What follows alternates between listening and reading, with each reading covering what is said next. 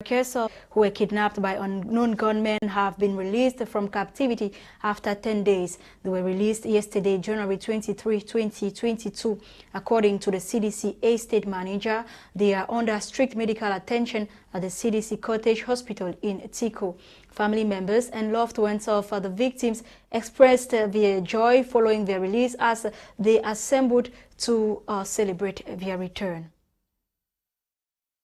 President Paul Biya has ordered for investigation following the fire incident that broke out at a live nightclub in the nation's capital yesterday, January 23, 2022, in which at least 16 persons lost their lives. Details of the incident with our correspondent, Lord Lum Colette.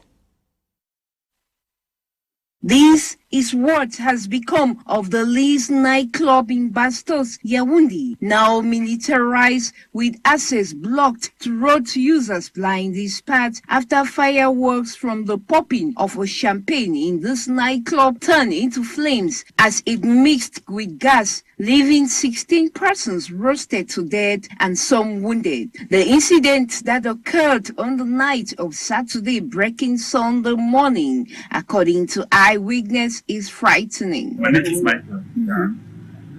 I live in here. I live in Bastos. I don't hear boom, boom, explosion. Yeah. Plenty. People don't die. They don't die. Inside the box. Inside the box. Yeah. The door is locked.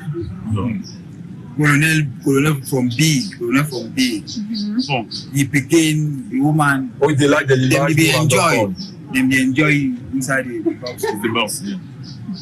I don't understand. Say they don't die. I don't know. Going by a communique from the Ministry of Communication, the mortal remains of the 16 persons who lost their lives in the fire incident are presently at the Ekuno Military Hospital in Yaoundé. Meanwhile, the 8 persons who were seriously wounded at the scene are presently receiving treatment at the Yaoundé Central Hospital. The President of the Republic, Paul Biya, has therefore taken charge on treating victims of the incident, while investigation has been opened to uncover the real cause of the explosion at the Leaves nightclub. The incident has again raised concerns over safety measures in relaxation sports and government's efforts in enforcing these measures.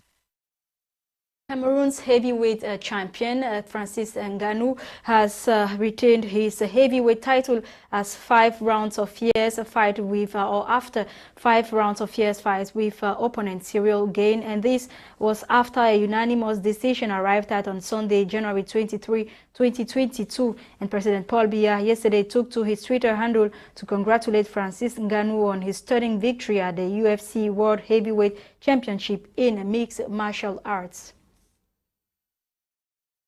The plights of persons living with epilepsy have been brought to the fore with the call for stakeholders to take appropriate measures in order to better their living conditions. It is an outcome of a discussion between members of the Community Development and Epilepsy Foundation, CODAF Cameroon, and media persons in Bamenda during an epilepsy press dinner that took place at the Nuado Hall in Maithrinkwen, Bamenda over the weekend.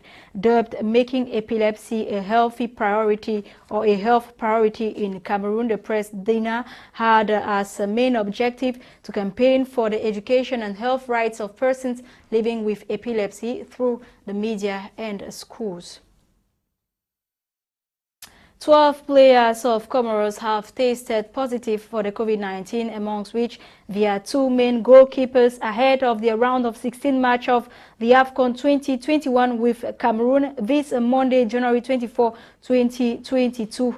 The match will take place at 8 p.m. at the Olembe Stadium. Meantime, all the players of the Indomitable Lions of Cameroon are COVID-19 free, according to a recent test result. Guinea and Gambia will equally be playing against each other today at 5 p.m. at the Nsungkikang Stadium in Bafoussam, and the winners will be qualified for the quarterfinals of the AFCON 2021 tournament.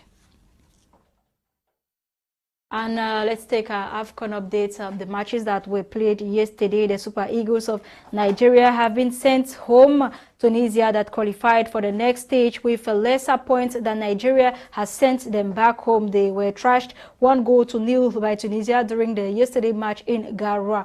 Tunisia will be facing Burkina Faso, that equally sent Gabon home thanks to penalty, 7 points to 6.